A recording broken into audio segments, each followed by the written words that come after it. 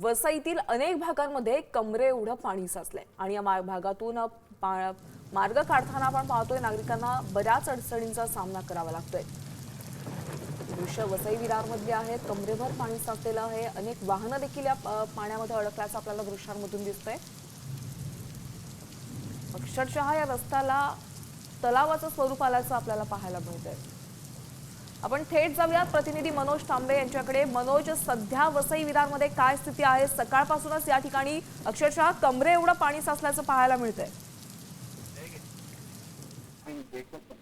नक्कीच वसई विरारमध्ये काल मध्यरात्रीपासून पावसाचा धुमाकूळ होता आणि पाणी जे आहे ते जनजीवन जे आहे ते वसई विरारमध्ये विस्कळीत झालं होतं। मात्र सध्यागत पावसाने उसंती घेतलेली आहे। मात्र पाणी जे आहे ते पाणी त्याच पद्धतीने रस्त्यांवरती साचलेलं आहे। पाणी निघण्याचं काही नाव घेत नाहीये। यामुळे वाहतूक जी आहे ती मोठ्या प्रमाणात खोळंबलेली आहे। अनेकांना ज्या गाड्या ज्या आहेत ते रस्त्याच्या बाजूला उभ्या करावं लागून पायी निघालेल्या आहेत।